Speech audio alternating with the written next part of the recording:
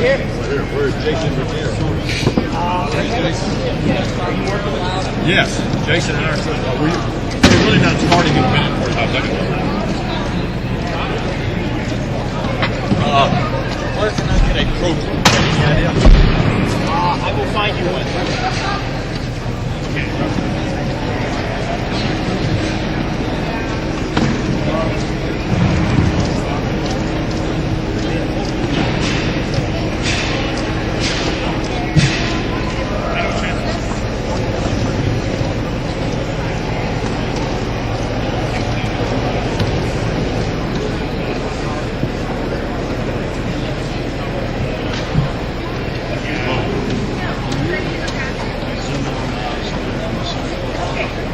Boxes are a little shallow.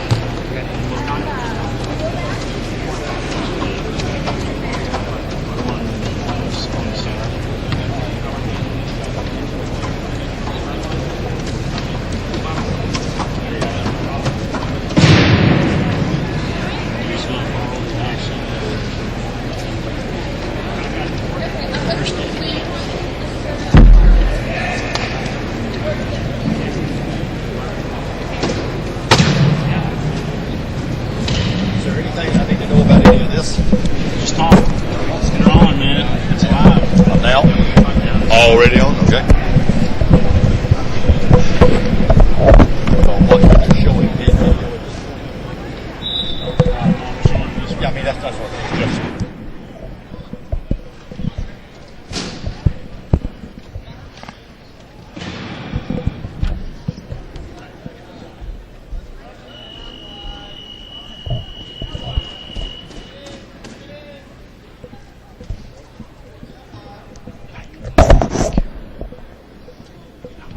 I'm good right now, thank you.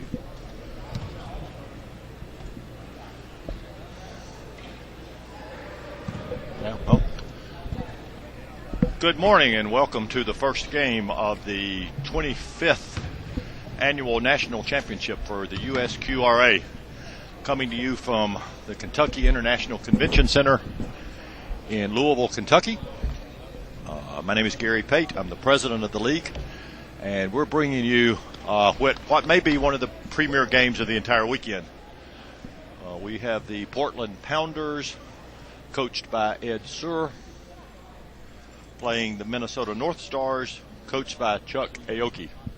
Portland is a number 1 seed. Minnesota was a number 8 seed. But Minnesota is the only team this year that has beaten Portland. So the winner of this game positions themselves in a beautiful position for the rest of the weekend. We thank Frazier Rehab for its amazing sponsorship, not only this year but in the past. This is our second year back to Louisville. Had been here for 5 consecutive years. We're away for 2, and now we've been back for 2.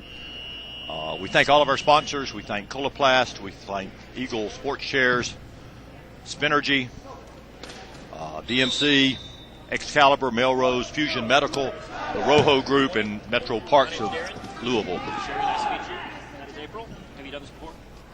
Not since last year. Okay, well, nothing changed. We've got 2 excellent refs on this game. We've got Darren Roberts, who is one of the USA's internationally certified refs. Actually refed the championship game, the gold medal game at the Paralympics in 2012. Is widely respected. Really knows the game. Working with him is April Wolf from California. April likewise is one of the better refs in the game. Calls a nice, fair, balanced game. So we're getting ready for the tip-off. Tip-off is controlled by Portland. Portland will be scoring to your right in this first half. Lars Mertens has the ball. Lars is an import. Plays for the Netherlands national team. Is really one of the dominant players in the sport. Chuck Aoki has gone to the box with a reaching foul, reached in and grabbed Lars. Obviously, Chuck doesn't agree with that call, but Portland's got the ball. They've got Will Grew trapped on the sideline, but Seth McBride scores. Portland goes up 1-0. Chuck Aoki goes to the baseline to take the inbound. Chuck passes in, attempts to hit Ryan Ingleby, but is picked off by Seth McBride, and Portland is now up 2-0. Minnesota cannot afford early mistakes in this game.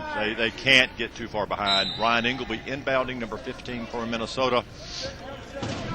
Inbound to Travis Morrow. Travis is also one of our import players. He plays for Canada, the Canadian national team. And again, another turnover by Minnesota, picked off by Lars Mertens. Lars has the ball pushing across center court, picked up by Chuck Aoki. It's really interesting to see Chuck and Lars out there battling each other, both of them on their national teams, on their Paralympic teams, dominant players. And Seth McBride scores for Portland. Portland's now up 3-0, and on each possession, there's been a mistake by Minnesota. Reaching foul and 2 turnovers. Minnesota just needs to take a breath. Get the ball down the court and play its game. I think right now it's falling into the trap of playing Portland's game, and there's the 4th mistake by Minnesota. Minnesota has just turned the ball over. Lars Burton passes into Will Grew. Will Grew scoring his first goal of the day. You'll see Will Grew pass the goal line a lot in this tournament. Minnesota now trails 0-4, having made 4 mistakes. Travis Morrow has the ball, pushing up the court, goes right. A couple of good picks being set for him, opening up his center lane, which is where he wants to be. He drives right, drives left, passes off to Chuck Aoki.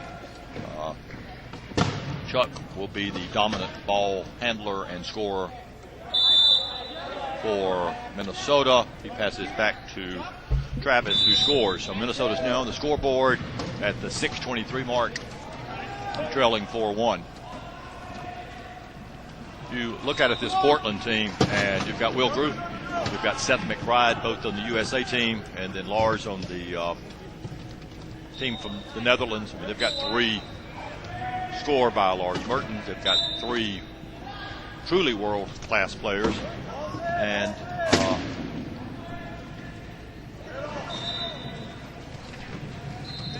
Kip Johnson, the 4th player on the floor, has tried out for the USA team. Is a really fine, solid player. So Chuck Aoki scores. Portland has a solid starting 4. Maybe the best starting 4 in the league. I guess we'll know by the time the weekend's over whether that's true or not.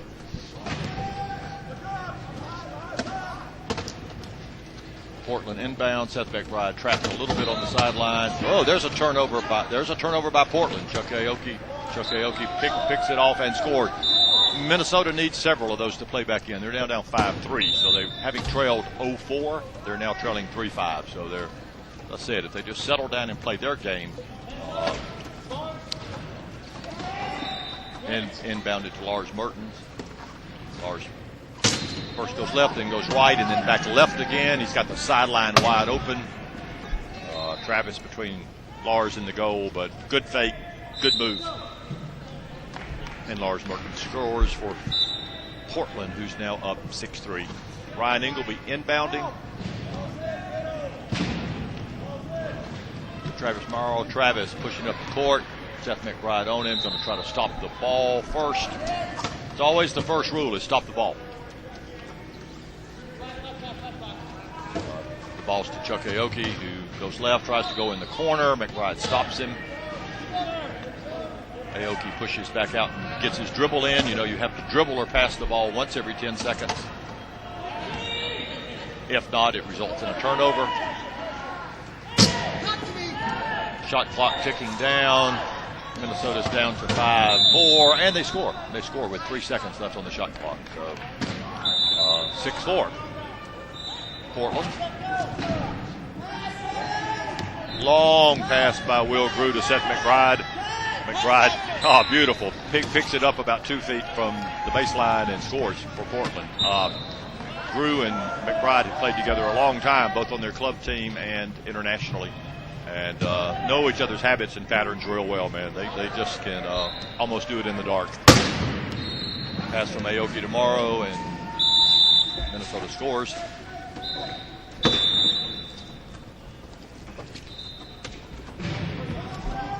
Will Grew inbounds. Seth McBride with the ball. Seth McBride is one of the great stories going on this weekend. When he gets through with this, score by Seth. When he finishes this weekend, he begins his intensive training for a hand cycle trip where he and his best friend and girlfriend are actually going to cycle the length of the United States and then the length of South America. They're calling it the Road South. They're doing it to raise awareness. They're doing it for fun. Also, score by Minnesota. Portland up 8-6 now. Will Grew inbounds. Seth McBride has the ball. So they're going to leave in October and are going to take the road south. They don't know exactly. There's a second reaching call on Chuck Aoki, who again disagrees with the call. Rugby players are just like basketball players, and that is they've never committed a foul. Chuck has very, very quick hands, though, and he gets in, produces a lot of held balls, a lot of turnovers. The risk is always that the ref sees it differently, and a foul gets called. Score by Portland releasing Chuck Aoki from the box. You know, if you go in the penalty box because of a foul, you get released. You get released upon a score or upon the passage of 1 minute.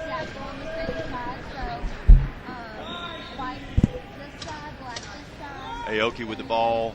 It's passed off to Travis Morrow. Travis across half court. You have 12 seconds on the inbound to get the ball across half court. And Aoki scores.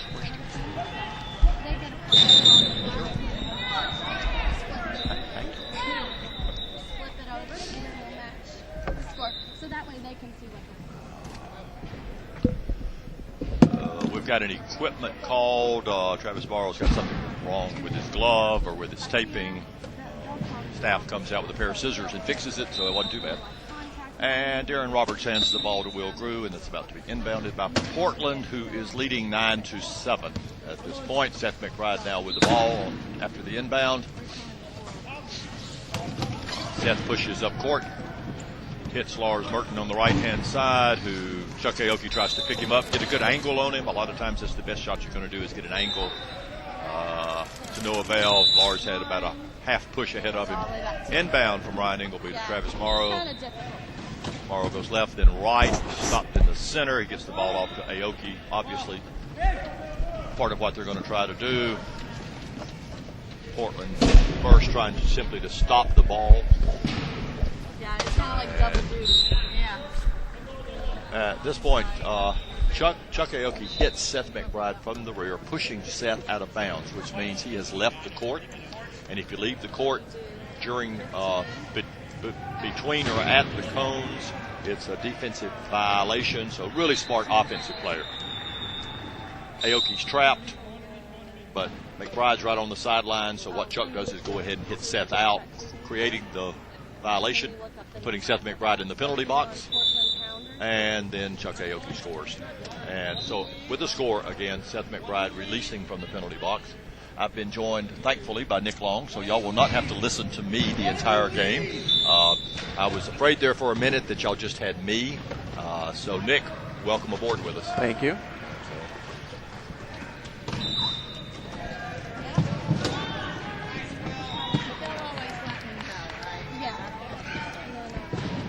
Score by Seth McBride. Nick is a longtime favorite in this sport, and he certainly say this. He understands the game a lot better than I do, having played it for how many years? 10 years. 10 years. For those of you who don't know Nick, he is with the Michigan team. He coaches, he plays, he works full time. He is the second vice president of the league. And this weekend, I'm just here to watch some rugby. And here he's to watch rugby, but he's also here just to look good. Because Yeah. that's the other thing I tell you about Nick. Nick looks good. Hey. So that's a score by Portland to put them up 11-9. I mean, a score by Minnesota to put them trailing 11-9. And Seth McBride with the ball pushing across the court.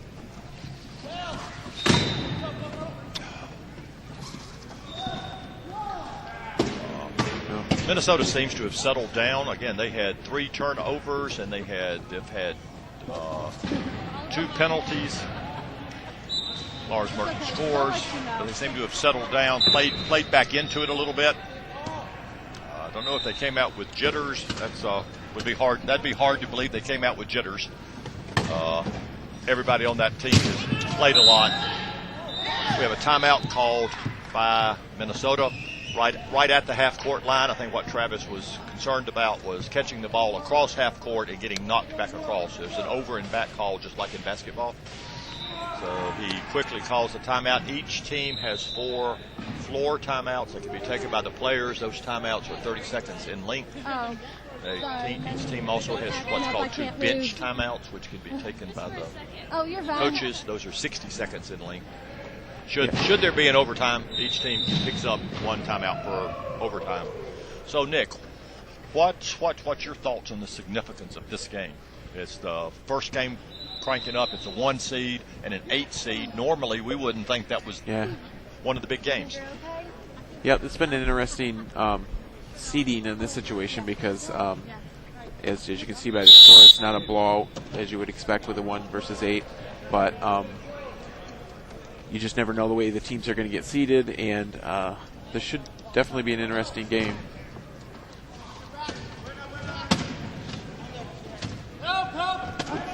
This team is the Minnesota team has transitioned quite a bit this year.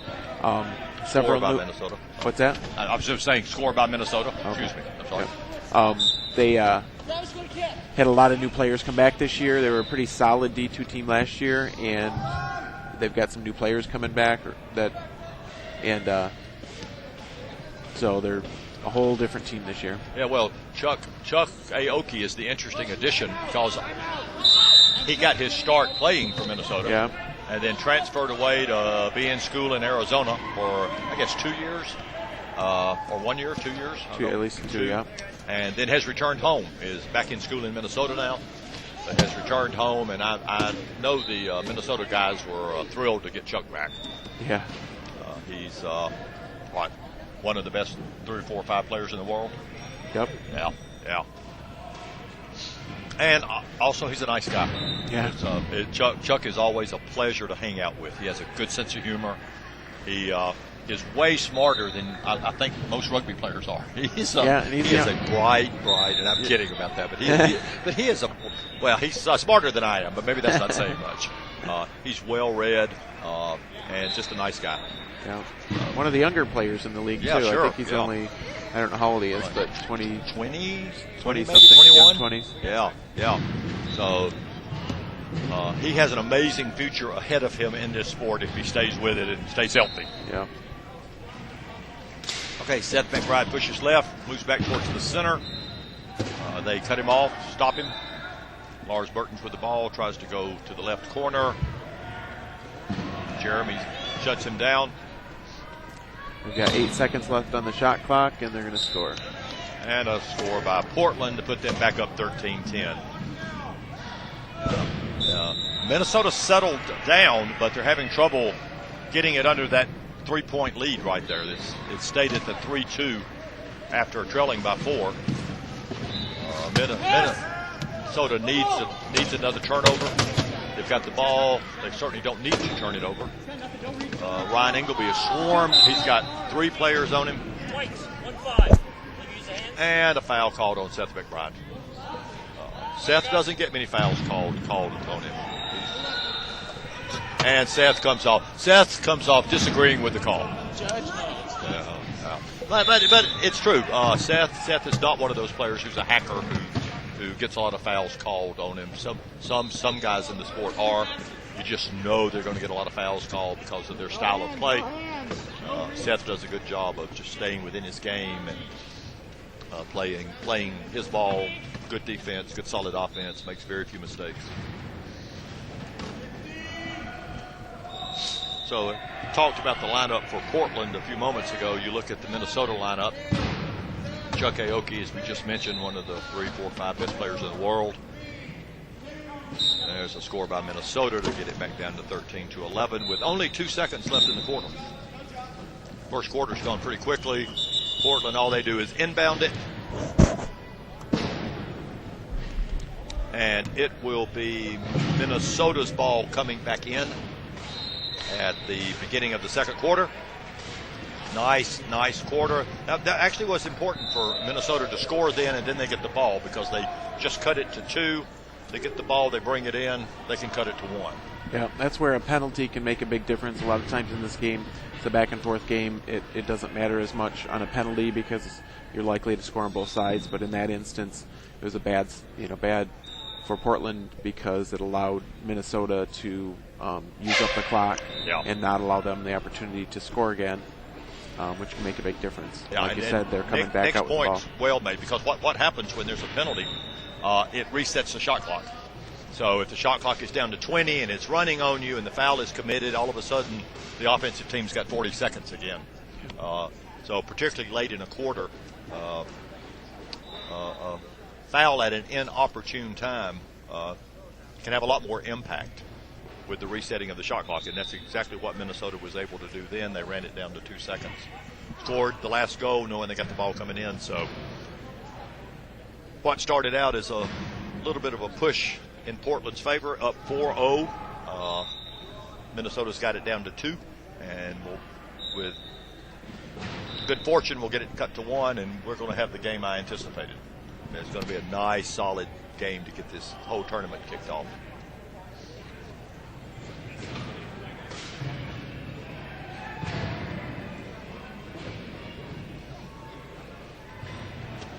We talked about Chuck Aoki returning to the Minnesota team.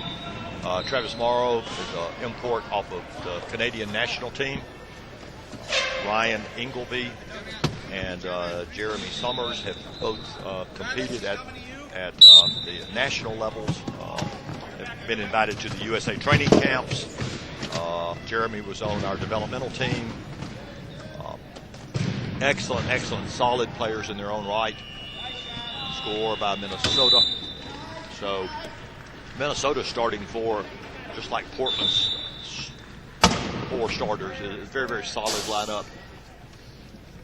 There's not really a weak link in the bunch.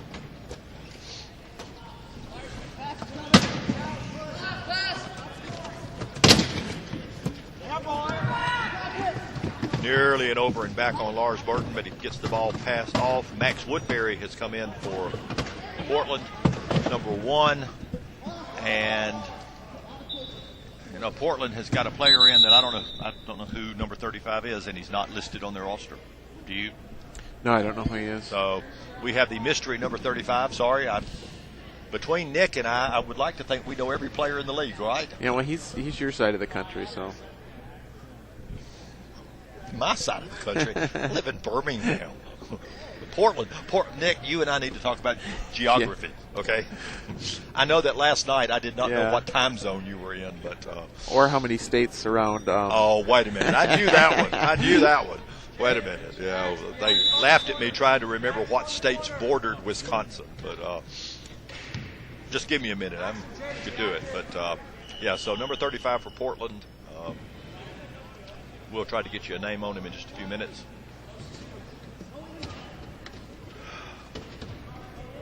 Pass from McBride to Mertens, the score, putting Portland back up 14-12. I don't know. Do you know how long Max Woodbury has played? No, I don't. He's been around a good while. I would say like you in the 9, 10, 11 year range, something like that. Yeah. I think Max is originally from North Carolina. And, I think he let love and romance draw him to the West Coast. Now lives in Portland. Has been out there a number of years. Chuck Aoki scores, dropping it back to 14-13.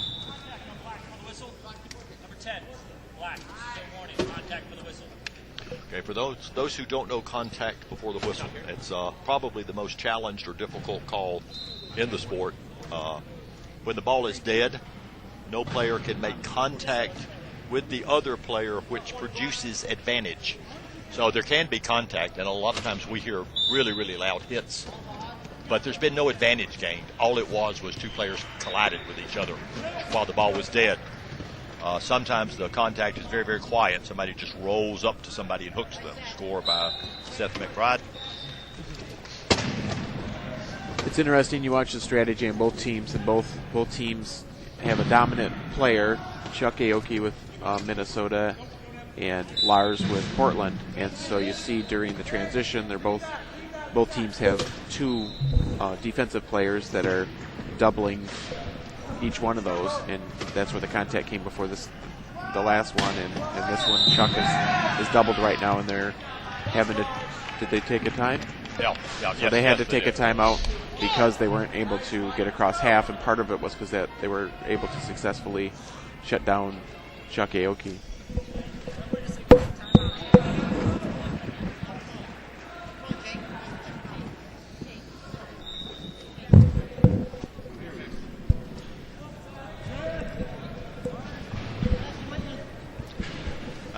Just stepped aside for a minute to try to get number 35's name, and we know his first name is Jake, so we'll call number 35 Jake.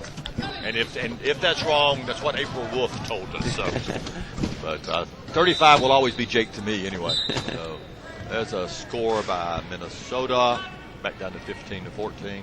Yeah, Nick, your point was well made, but it's also, I think, it's very interesting. Before Portland had Lars, they had another very dominant player, Will Group. Yeah. And you see the shift in the composition of the team. Will, who has been a dominant player in the sport, his role has shifted this year. And not only has Will's role shifted, but if you're watching on TV, the next time Will is in the game, be sure to take a look at the chair he's playing in. He is... Not only has his role shifted, but he has changed the type of chair. McBride with the ball, pushing down the left-hand side of the court. Aoki gets a good angle on him, cuts him off. McBride back to the center. Nice pick by Jake. And a score by Seth. Will has experimented this year actually playing in a defensive chair. You almost never see a player of his level playing in a defensive chair. There's two basic chairs. There's an offensive chair, and then there's a defensive chair, which has a large pick on the front of it. And Will grew this year as a 2, and a very, very fast, very strong 2, has experimented playing in a defensive chair. Pass over to Ryan Ingleby. Wide open, nobody close to him. Score. But if you're the defensive team on a play like that, you're again trying to force the pass. You stop the ball, try to make the ball carrier pass the ball off, knowing that some large number of turnovers simply occur with the passing. Somebody gets hit, somebody can't handle the pass is bad, so you stop the ball. See, that's what Chuck did right there. He stops the ball. And Chuck with the quick hands attempts to reach in again. Doesn't get the ball, but also doesn't get the player, so nothing.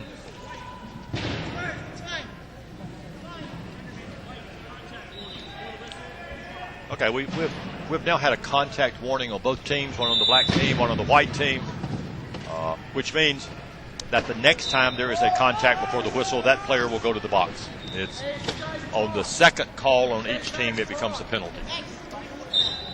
Score by Chuck Aoki.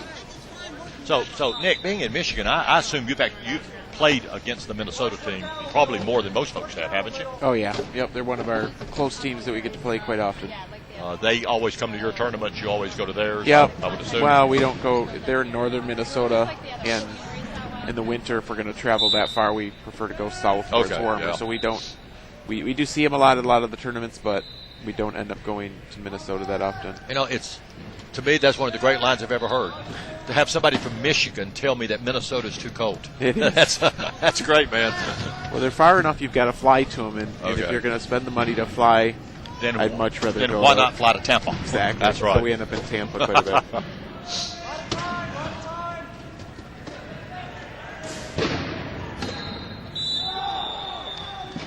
She signaled a score by Portland. Minnesota not happy with the call because they think he hit the cone. The offensive player with the ball, if he touches the cone before he scores, it's no go. Sometimes a player will it takes getting 2 wheels across the baseline. The player will get 2 wheels across and then slide into the cone, moving the cone, hitting it. The defense always hollers cone, cone, cone. Yeah. The score by Minnesota, keeping that 1-point differential, is back to 18-17. So we're now in a kind of a 1-2 point swing. It was 4, then it was a 3-2. So Minnesota's got it down to, when Portland scores, it's back to 2. When Minnesota scores, it's down to 1. So Minnesota's postured itself really, really well at this point in this game. Played back into it, settled down their early nervousness or early something. Maybe they just weren't awake. Yeah, both teams in the second quarter are playing pretty solid rugby. There hasn't been any turnovers yet. Yeah.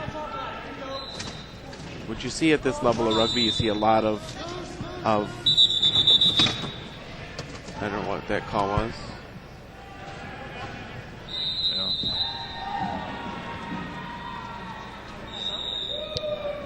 Must be, I'm guessing, a clock issue I or think something. the clock didn't start, maybe. Maybe the shot clock didn't start. Oh. I'm not sure, but I'm guessing that's what that was. Yeah, yeah.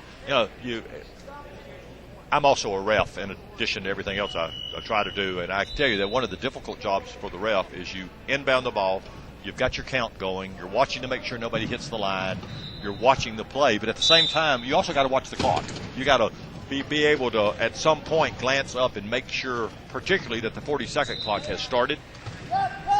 And it did start that time. Yeah, that, as a ref, that's one of the great moments. There's a score by Minnesota, 19-18 Portland. One of the great moments as a ref when you got about 6 different things you're multitasking. I always feel like it's probably amazing the refs don't miss more than they do.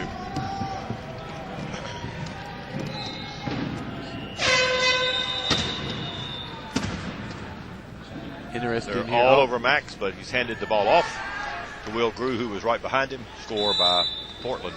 This is actually the first time I've seen Will in a low point chair. It's on the way here. Somebody told me he was in a low point chair. It's the first time I've seen him. It's an interesting, like you say, with somebody with that much speed and a mid-pointer to see them in a low point chair. It's an interesting choice for a team.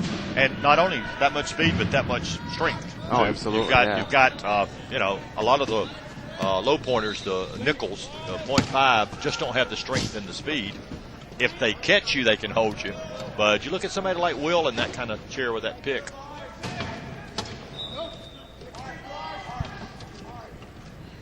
And against this team where they're trying to take out a single, one high point or dominant player, having that extra picker out there is going to be an advantage, I think.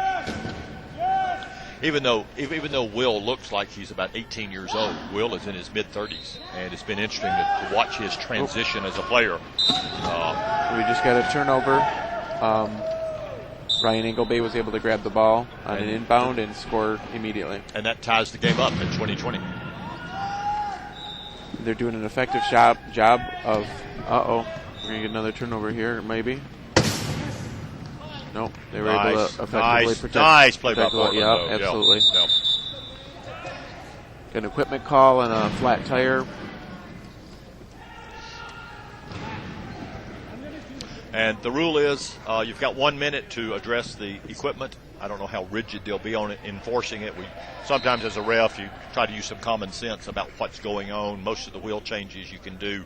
It's like a NASCAR pit crew. You get out there sometimes, and you've got a bent axle. You've got something that makes it a little more complicated. So the 1 minute is actually pretty helpful. You can't substitute players on an equipment timeout. A lot of guys will try to come onto the court at that point, but with an equipment stoppage, There's no substitution. Pass! A pass kind of through a forest of arms by Chuck Aoki down to Ryan Ingleby, who takes the ball across. You can see both teams are also using the same strategy. To right here, they tripled. They put 3 guys on their main player to shut him down, to shut Lars down, and then one guy breaks off. So Chuck helped corral Lars, and then he was able to break away. And you'll see that's the same. 12 seconds before. So another turnover. Yeah, we have another turnover by Portland, who had played pretty much a flawless game until the last few moments. Portland had 12 seconds to get the ball across half court and did not. And we got something that hadn't happened in this game, and that is Minnesota just went ahead. Minnesota's ahead 22-21. And Portland has taken one of their bench timeouts. As I mentioned, each team has 2 bench timeouts. And that's a wise time to use your bench timeout. You get 2 per, and it's not an active timeout, but it's a good time to, after 2 turnovers, to bring everybody in, get everybody relaxed, and talk about what's going on, and try and get it back and figure out how to change the game a little bit and not have any more turnovers. But Minnesota's playing a solid game.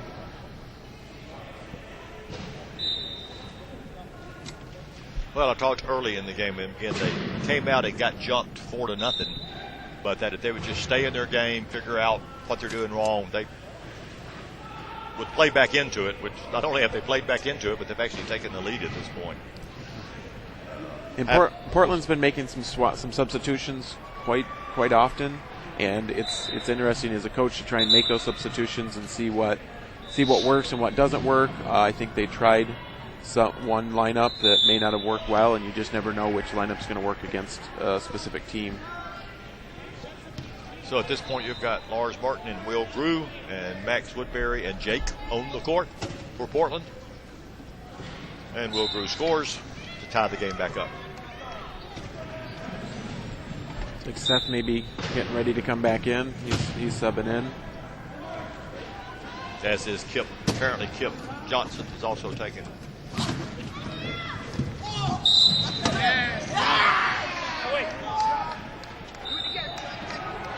We have a spin call on Chuck Aoki, and if an offensive player commits a spin, it results in a turnover. Chuck will not go to the penalty box, but it results the ball gets turned over, and a spin is any contact behind the rear axle any contact behind the axle. There's only one axle. Only any contact behind the axle. It's interesting there. I don't know if they called a timeout on top of their equipment, but they subbed on an equipment is what it appears like. That wasn't equipment. There was a spin call. So there was a violation. Right. I'm sorry. That was a violation. No. Because they in fact came out and dealt with the player that was down. But so there was both a penalty plus equipment at that point, but they can sub on the penalty. You're right. So you've got that contact behind the axle. But, of course, if you watch, there's contact behind the axle on every play. There was contact behind the axle just then. We got a timeout called by Will Grew, who was in danger of getting knocked out of bounds and thus turning the ball over, but he calls a quick timeout. So it's not merely contact behind the axle, but it's contact behind the axle, which either creates an advantage or which creates danger. In that case, it knocked somebody over. So kind of a classic spin situation.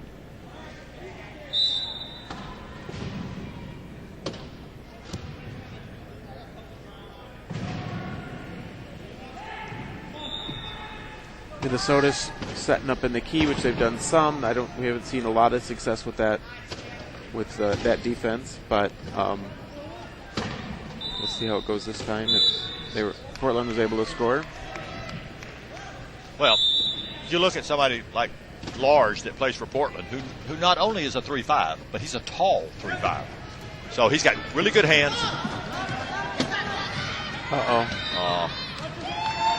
It's exactly the sort of player that will help you beat the key defense. And another turnover by Minnesota at that point. Portland's got the ball. Portland's actually fixing to go up by 2. So Portland's up 24-22. They not only regained the lead, but have stretched it slightly.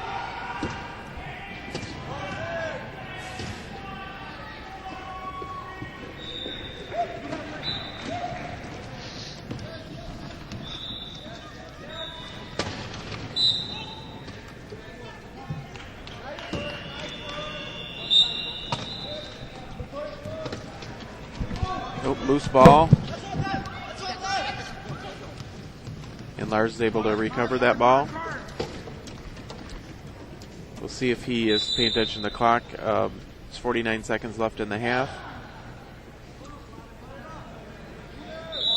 Minnesota has 40 seconds to score the ball, so they probably won't delay this final goal.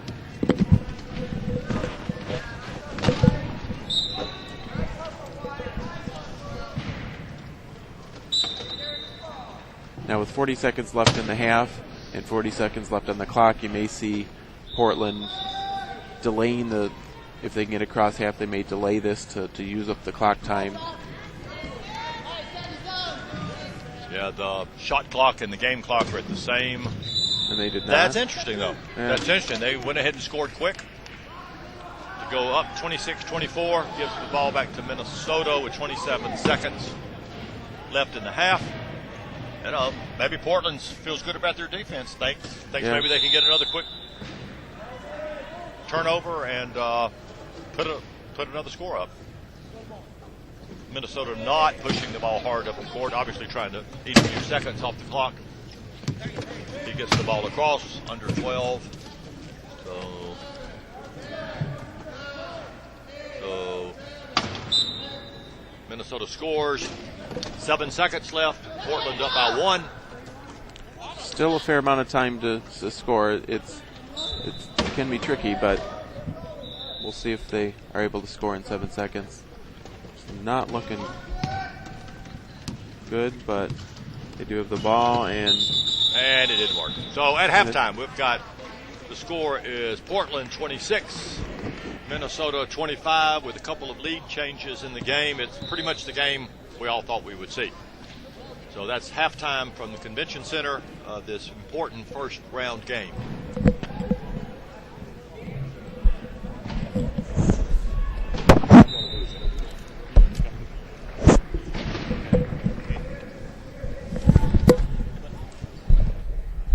Yes, I thought you want to break the first little bit and then I'll wait a second. So we're here at halftime. Again, Portland leading 26-25. Portland was up 4-0 due to some early mistakes by Minnesota. Minnesota started playing its game, cut out the turnovers, and in fact, Minnesota actually took a 2-point lead late in the second quarter. Portland got its composure back, and now it's up. So really, really good game. We've got a halftime guest here. That's one of my favorite people in the sport. He's been a good friend to me. He's helped me in so many ways. Andy Miller. Hey, Andy. How you doing, Judge? Good to have you with us, man. Andy is one of our veteran referees. Andy really loves me being in the sport because I'm the only referee older than Andy. Absolutely. So Andy's scared to death that someday I'll retire and make him the oldest. But even though I'm the oldest, I've not been in the sport as long as Andy has been in. And I wanted to have Andy come talk with us about several things. One, he's the outgoing president of the Refs Association. Right. Has done an amazing job in that capacity. Andy, how long have you been in the sport? I started in 1992, so I guess this would be my 21st season, and enjoyed pretty much every minute of it. About a little over 20 years. Yeah. Andy's worked internationally as well as all the national championships. Have you missed any national championships? I didn't start doing national championships until about 10 years ago. Oh, okay. When I got to the level where I was eligible to do nationals. This I think is either my 10th or 11th. Okay, so you come to these. One of the things I wanted to ask you about, not any necessarily secret stuff, but what goes into the mind of the head referee when they're assigning the refs? I mean, I look at it this game. This is one of the more important games of the weekend.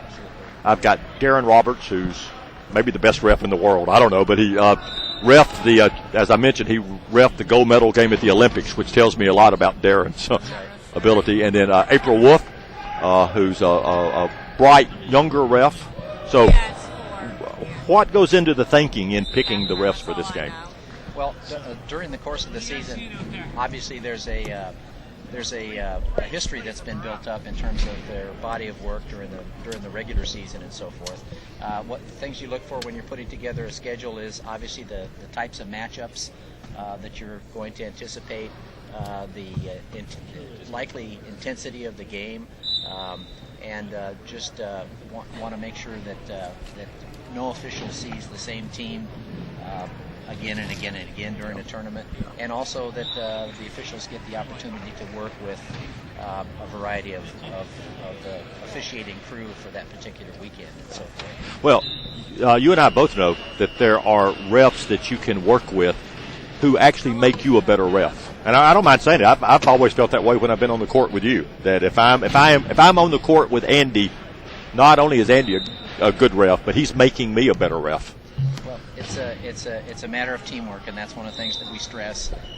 We held a clinic like we have the last couple of years at Nationals here, and that was one of the topics that we talked about, is how we help each other on the court, back and forth. So definitely that's an important part of it. Okay. Andy, thank you for being with us at halftime. My pleasure. Always good to see you on and off the court. And I'm going to turn the mic over to Nick Long.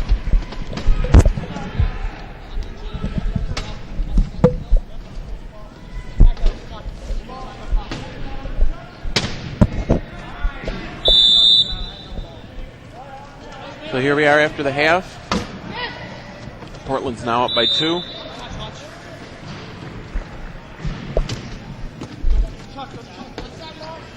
And you can see after the half that each team switches sides, which is common in a lot of sports.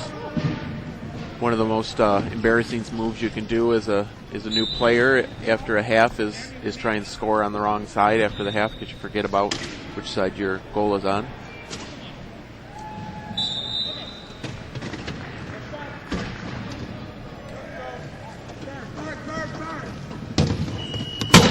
Oh, nice hit. That was an effective hit by Chuck Aoki from Minnesota to Lars was tipped over in the chair and had the ball, so it's a turnover. In that situation, if it's not a spin, then it's a turnover of the ball.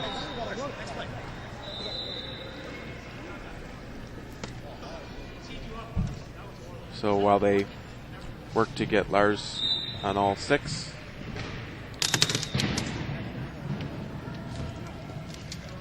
And with Lars, he's a high point player, very aggressive. He's very tall, so his center of gravity is also high. So you'll see that motion of having to pick him off the court probably quite often in this game and in any of the games he's playing. Now it's a tied up game, 27-27.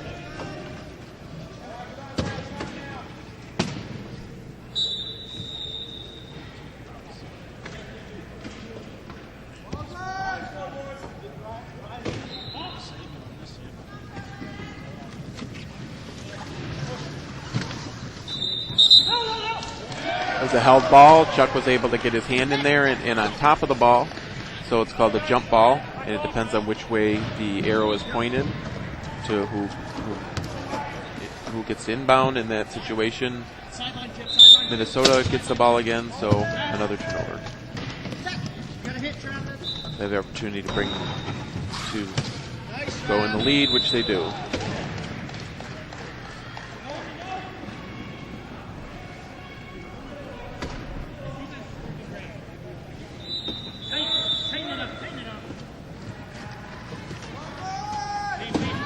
Ball's inbounded to Lars once again.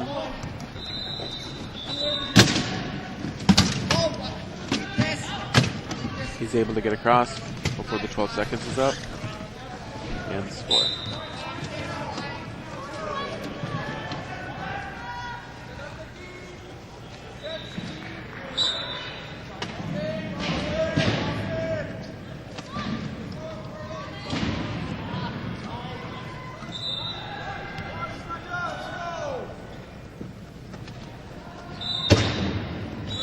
score by Minnesota.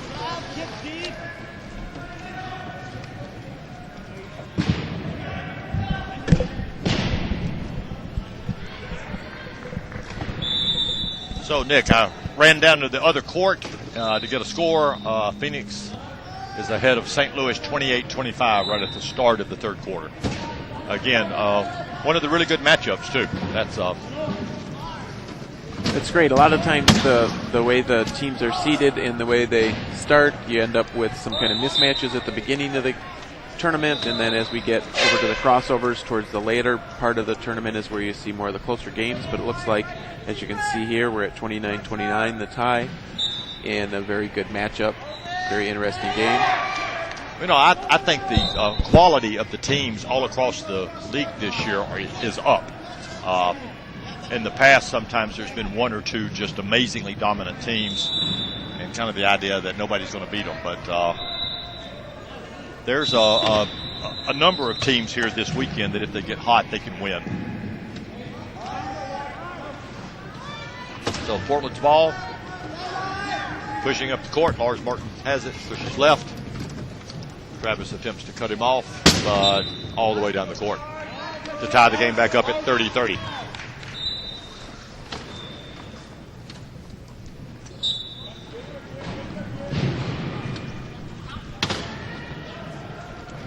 Chuck's able to get loose and get across half.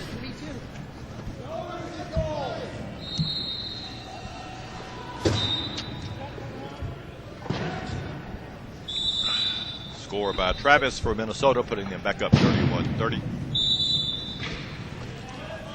I always enjoy watching Travis play. To me, Travis is one of those, he's very quiet, doesn't draw a lot of attention to himself, but makes very, very few mistakes. Just kind of stays in his game.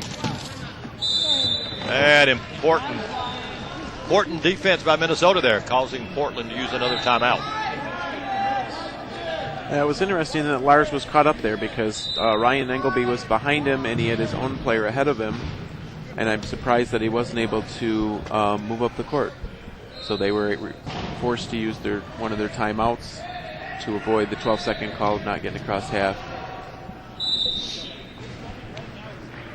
You can see Minnesota setting up in their defense, their key defense, which is what I call snake eyes, where instead you're allowed to have 3 players in the key, and they choose to have 2 guys up front, and then one of them will drop in to use that, rather than having the typical key setup is more 3 guys setting up in the key and 1 guy out front.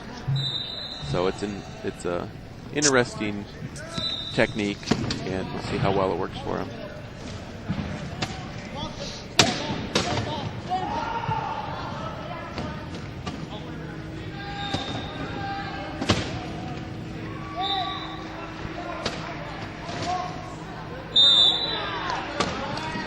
Worked out great for them. They were able to get force a timeout. They had 5 seconds left on the shot clock. I'm thinking somebody must have been caught in the key. Otherwise, I don't know why they would have taken the timeout at 5. They'll get, with the timeout, the shot clock will be reset to 15, giving them a little more time to try and score this. So was that Portland's last timeout? I'm pretty sure it was. It might have been. Pretty sure it was. They used 2 right in a row within the last minute. If not, they've only got 1 left. And a score by Portland to tie it up 31-31.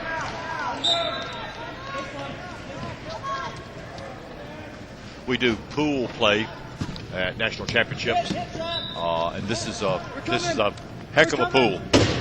Travis Morrow scores. We've got Portland, Sharp, Lakeshore, and Minnesota. Lakeshore, the number 6 seed, won its sectional. In fact, beating Minnesota at sectionals. Minnesota did not play Chuck Aoki in that game, but Lakeshore beat them by 22 points. Yep. I say that because to me it's interesting that Lakeshore may be the weakest team in the pool, and yet they beat Minnesota. They beat St. Louis. That's why it's interesting to try and seed different teams, because you're doing it based on the record, and you have situations where a player can't play because he's out or he's sick, and it can really change the makeup of the team. Well, there's a number of teams here, Minnesota being a good example, but there are plenty others that have one really kind of dominant player, and if that player is not healthy or that player is off that day, or we have a foul called on Lars Merton on the reach in on Travis, so Merton goes to the box. We've talked that some of these players are just some of these teams are just one player away from either greatness or mediocrity. Yeah. You got this ball in? Pretty sure that's always the role you played for the Michigan team, right, Nick? Yeah, absolutely. Absolutely. And Lars in that situation was going to get trapped on coming off out of the box, so he chose to take the inbound so that he can get on the court, which is a technique you'll see him do quite often, so he's not stuck on the sideline. Now, sometimes it amazes me that more players don't use that to their advantage. You'll absolutely see players get trapped coming out like that. Score by Portland. Score is 33-33 with 3 minutes and 39 seconds left in the third quarter. Yep, as a low pointer, a defensive player, I'm always looking for that. A dominant player, a high point player, either inbounding from the corner or from the side, where you can double them and hold them from getting in. Especially in the corner, you won't typically see a high pointer inbounding from the corner because a single low pointer can take them out, and it's a major point offset where you say have a 1 taken out of 3. Well, yeah, because and also in that situation, basically the sideline becomes another defensive player. When you talk about one good low pointer trapping somebody like that, you end up using the sidelines as part of your defense. Yep. 34-34. Minnesota inbounding. Definitely a great game. Great way to start this 25th year anniversary of Nationals, and Minnesota having to take a timeout because everybody seems to be caught up in one spot. You never want to see that as a coach. You never want to see all your players congregated in one spot. Yeah, it's pretty easy to shut it down. Sometimes it looks like 5-year-old soccer where everybody's just all around the ball and you're thinking, get away, move out, man, spread it out. If all the offensive players go towards a spot, they pull the defensive players in. Yep. So have to remind people sometimes, even good veteran players, smart players, you still got to keep your court spread out.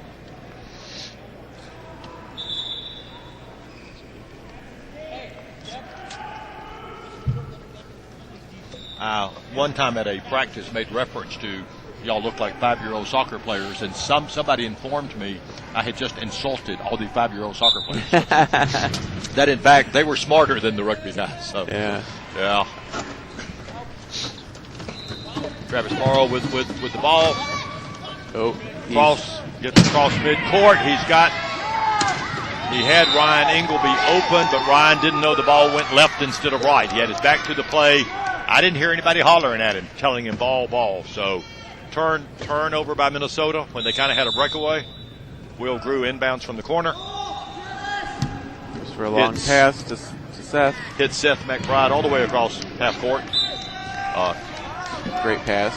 Yeah. There's a limited number. I have no idea what the percentage is. A limited number of guys in the league, though, that can just make that pass that Will Grew just made. On the fly to half court. Nobody I know in the league that is playing in a low point chair. Yeah, he's certainly the only low pointer making that pass, Nick. Ryan, who's got the ball right now, is an example of somebody that used to play in a midpoint chair and was more of an offensive player. Got reclassed and now is a 1-5, and they've done the same thing with him. They put him in a low point chair. But once again, you can see there he's carrying the ball through the goal, and he's still got the picker that can help run a defense. As right now he's attacking their high point player. I've always thought the 1-5 classification may be the most interesting one in the league. There's not that many 1-5s. Bad pass by Seth, right to Chuck. Chuck was able to grab picked it. Off by Chuck. And go in for the score. Which puts Minnesota back up by 1. So they basically got the turnover back. Yep. They turned it over, but then they picked one back off. So Chuck is so mobile and so fast out there that on he's sometimes one of those, getting a pass that you don't see him getting. Yeah, Sorry, absolutely. He's one of the players that I love watching play. Oh, we got an illegal use of hands play. Penalty.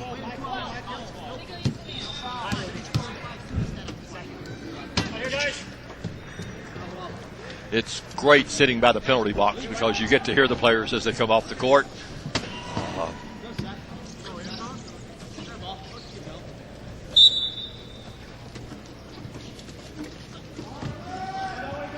Players pretty much always believe you called something you should not have called, or you failed to call something you should have called.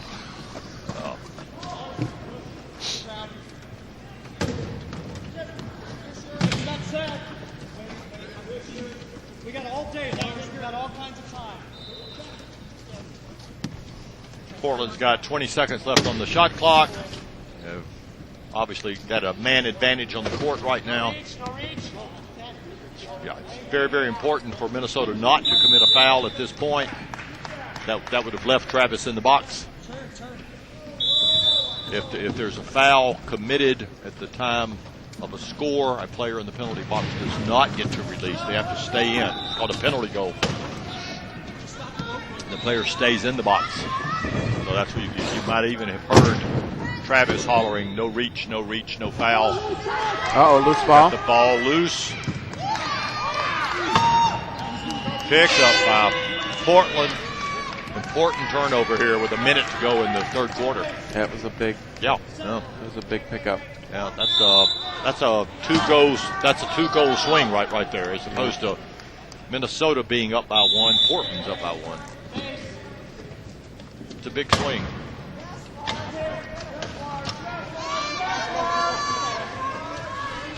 Minnesota is in a little bit of trouble here to get across half, so they choose the timeout. Good move on their part.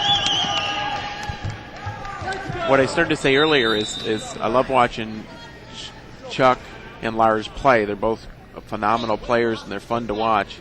But when I'm playing against them, I'm not such a big fan because they're really hard to play against. One of those guys that's great to watch, but not much fun to play against. I don't want to play against him. No. Yeah. Both of them are so mobile and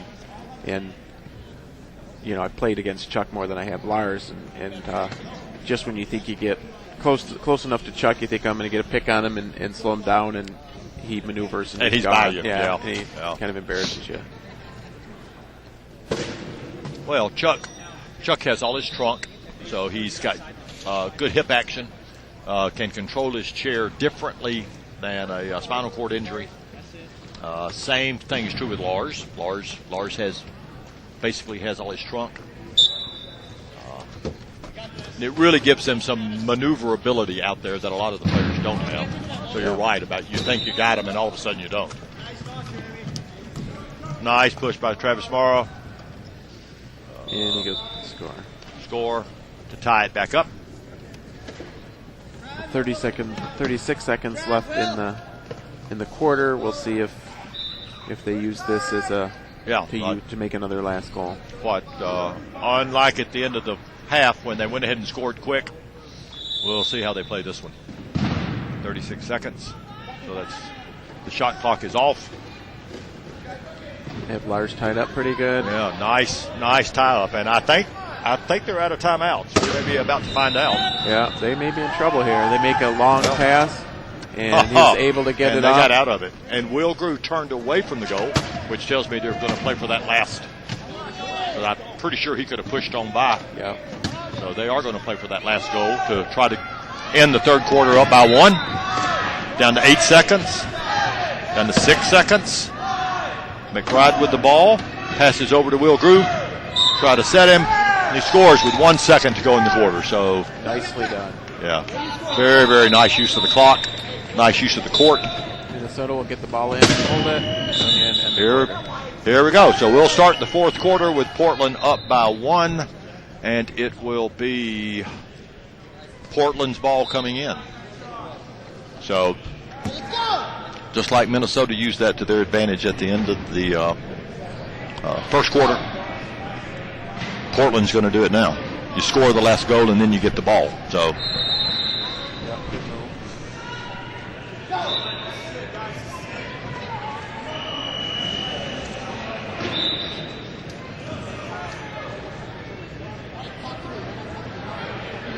this is an opportunity on the sideline the coach will talk to each team and talk about what do they do right, what do they need to change to win this game. Let's go!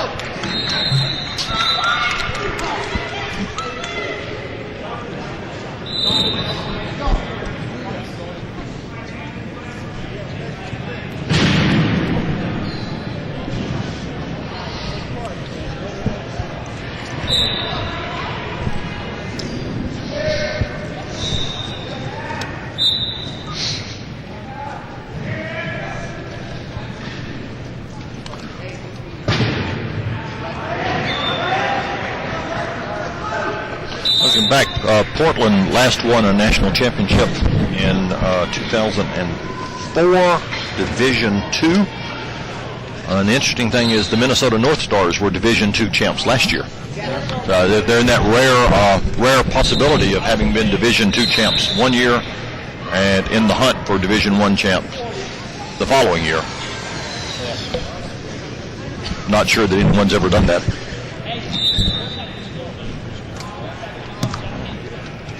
Portland has been very, very close the last, I guess, 3 of the last 4 years. Portland finished second in 2008.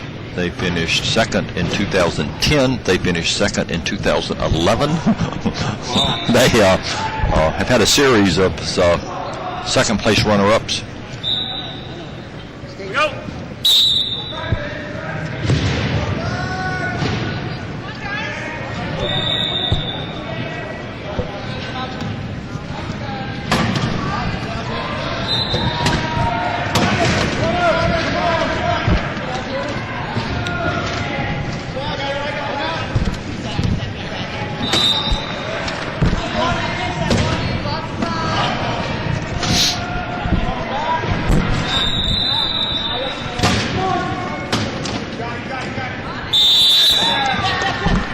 Portland scores. They're up by 2, 39-37. Again, want to take a minute and thank all our sponsors.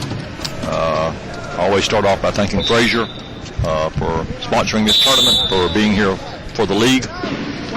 Thank Jill Farmer, who's the person at Frazier who makes all this happen. We certainly appreciate the continued support from Metro Parks of Louisville, from DMC. The Rojo Group, some of these sponsors have been with us for years.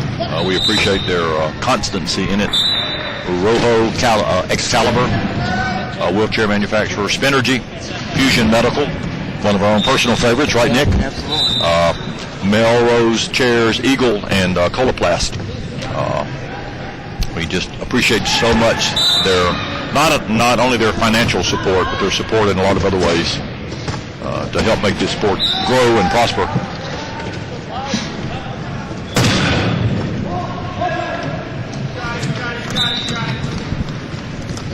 Nice long court push by Seth McBride to again restore the 2-point lead to Portland at 40-38 with 7 minutes and 3 seconds to go in the game.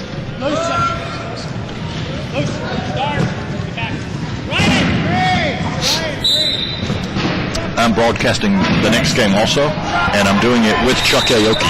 So it'll be very interesting to get Chuck's take on this game, whether it's a win or a loss. I'm going to assume if it's a win, he's going to be a lot more fun to work with than if it's not a win. Score by Portland, back up by 2.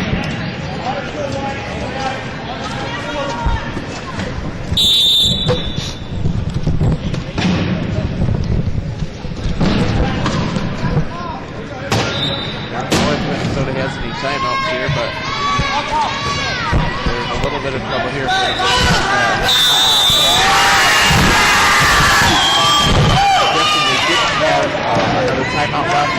didn't use it. Wasn't able to get across half before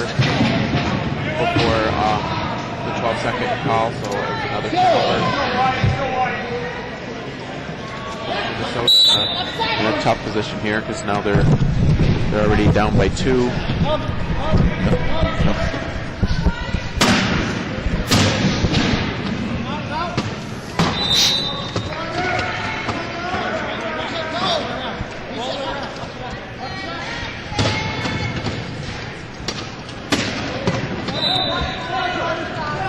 Minnesota's running a pretty effective 2 defense here. Portland's really having to work to get in and score. But Portland is up by 3 with 6 minutes to go.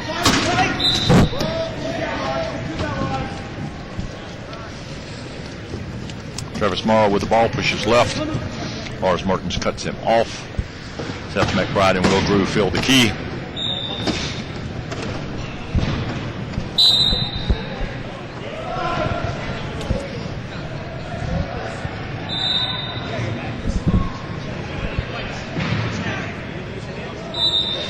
We've got a reach called on Will Grew. And Will, that's the first time it's happened. Will pushes off, nodding. He said yes, that it was a good call. He's the first one who acknowledged it. Hey, talk to Lars when I score, Seth, to help that transition. Yeah. You can see, even as you heard there, Will was making, sitting in the box, but still communicating with his teammates to talk about what needs to be done and the next play. Yeah, Will is a real general out on the court. He it's like having a really smart coach out there also. Yeah. Score for Portland. They're up back up by 3, 43-40 with 5.5 minutes to go. Now I talked earlier about as Will has gotten older in the sport, to watch him grow and change as a player. Loose ball here. Trolling, not sure who it's out off of. He called it. It was out off of Portland, and Portland's got an equipment timeout. Oh, that was an advantage. The ball went right to him, and he ended up tapping it, but it was because he had either a bent axle or a flat tire, so and then he couldn't reach it. Couldn't reach it. That had to be frustrating for him because being stuck there.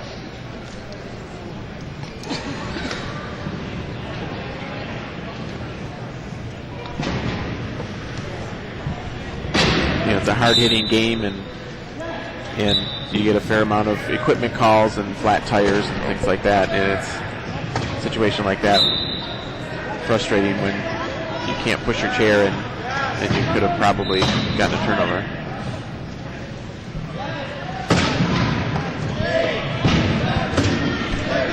Another 5 seconds on the shot clock. Chuck's got the ball, pushes in, and he scores with 1 second to go. 43-41 Portland.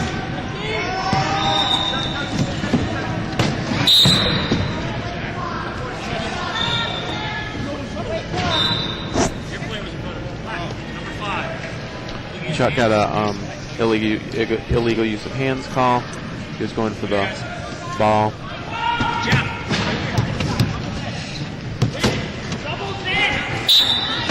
Trap.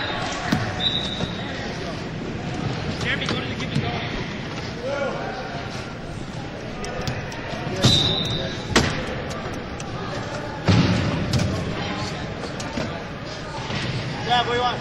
Ryan inbounds. Ryan's got it? Oh, those two. Portland taking all the time off the clock with Aoki in the box. And run it down to 10 seconds, 9 seconds. No one's pressuring Seth McBride at all, who scores unhindered. Minnesota being awfully careful not to get a penalty at that point. And then you see Chuck calling to be inbounder. He's trapped coming out of the penalty box. Gets himself released by designating himself as the inbounder. He gets to push out of that, go down and get the ball. He gets him back in the play. Travis Morrow with the ball at half court. Look to pass it ahead to Ryan Ingleby, who is able to grab the ball before Lars Mertens does and back across the line. Yeah, nice play by Ryan.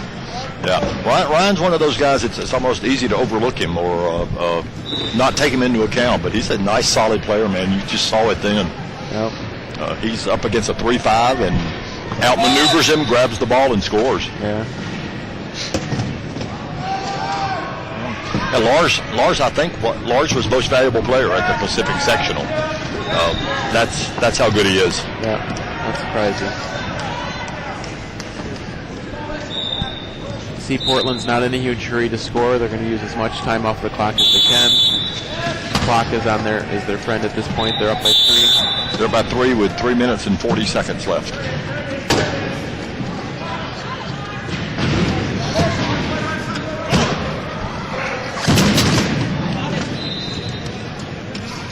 And you start to get late in a rugby game, and a 3 or 4 point lead is actually pretty huge.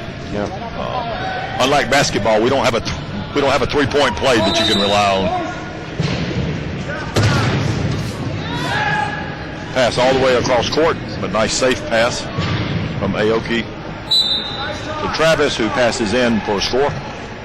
45-43 at 3:09.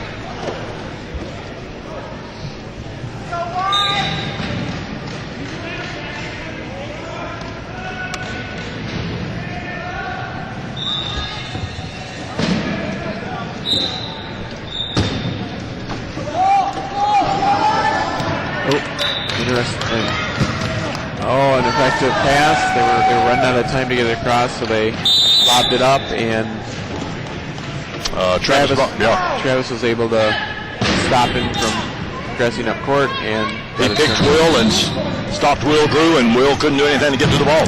Yeah. So that's a huge turnover for Minnesota's hopes. Yeah. They've got it down to 2. With the turnover, they can get it down to 1.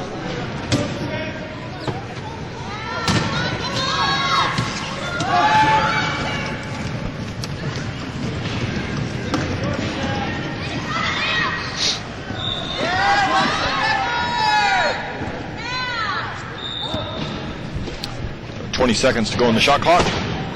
Travis Morrow with the ball, pushes left, throws the ball in. It bounces off the front of Kip Johnson's chair, but Chuck Aoki picks it up, passes it back to the middle.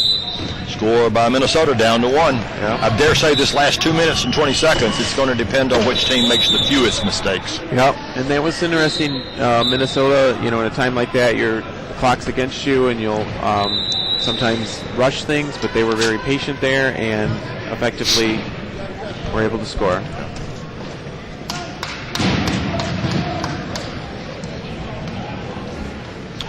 It's interesting to watch some of the different strategy too, because Ed Surr, the coach of Portland, has done a number of lineup changes, has pulled some players in and out, particularly in the first half he did, but he's rotated some guys in and out. I don't think Minnesota has subbed, have they? No, they haven't. They have kept the same 4 players on the court the whole time. Yeah, and that's huge as a coach to have a solid full team that you can trade people in and out. It can make a huge advantage. The bench, sure. Yep, the bench, to have other players you can sub in and out, keep your players fresh. Teams that can't do that, it's a definite disadvantage, because you've got to run your same players over and over again. Yeah, and not just in the particular game, but over the course of the whole weekend. Yeah, absolutely. If every game is competitive and you got to keep the same 4 guys and gals on the court, it takes a toll, man. This is a punishing sport physically.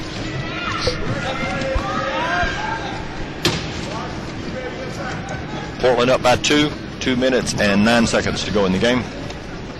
Minnesota's got the ball on the far side.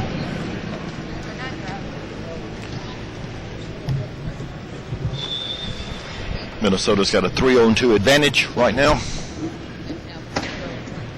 with Seth McBride and Lars Merton, though, making them work for it. We've got a score, 46-45 at the minute 48 mark.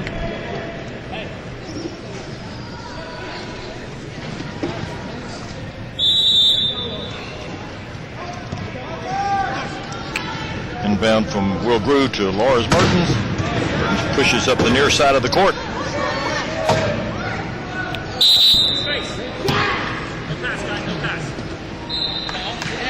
We've got another illegal use of hands called on Chuck.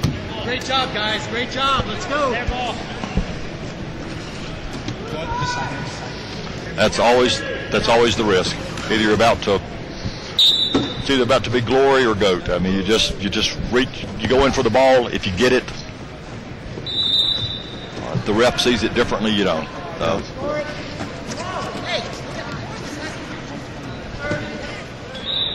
Minute 27.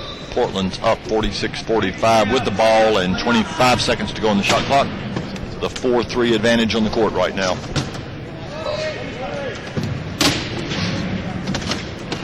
Once again, Portland will be using up the clock. They'll use up the shot clock till the end before they score. Hey, take all the takes, 1-1. 1-1, Lawrence. Drive, Lawrence, take it. And he scored with 1 second to go on the shot clock. Aoki calls inbounder, gets him released, gets him back into play. Hey, Minnesota's got 59 seconds to tie this game up or to win it. They're down by 2. They obviously need a really quick goal. Yeah. They need to score in about 5 or 6, 10 seconds, I mean something. They've got to do it quick. And that looks, thought Travis had gotten ahead of Lars, but Lars cut him off. Down to 46 seconds. Down to 43 seconds. Loose. And Travis Morrow scores. Nice work by Travis. Now with 37 seconds, they need a turnover here. And we have a bench timeout called, I think, by Minnesota. No, but if so, that'd be their last bench timeout.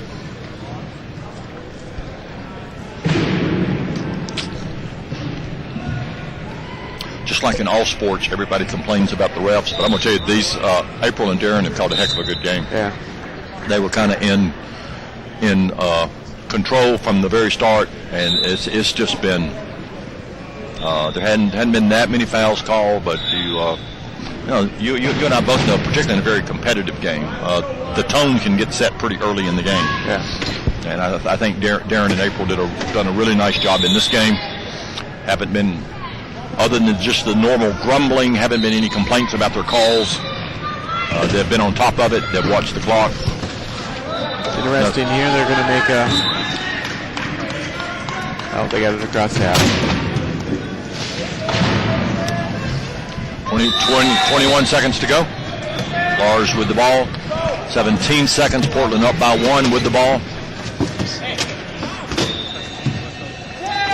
Minnesota really going for the hell ball.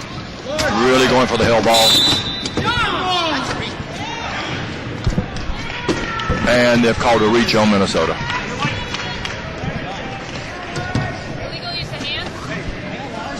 So all Portland has to do is inbound the ball and maintain it, and this game will be over. And there was nothing else that Jeremy could do at that point. It's a smart play by him. He tries to go for the ball that few seconds. Well, it was a great game. Portland survives. Yep. Yeah. Back and forth, 1-point game. It was a great game. 47-46, our final from center court here at Kentucky International. We thank again Coloplast, Spinergy, BMC, Eagle, Melrose, Excalibur, Fusion, the Rojo Group, Metro Parks of Louisville, and Frazier Rehab and Jill Farmer. Thank them so much again for bringing not just this broadcast, but this whole tournament. And this will be Gary Pate and Nick Long signing off at this point. Nick, always a pleasure to spend time with you, buddy. You too. Okay, buddy. Thank you.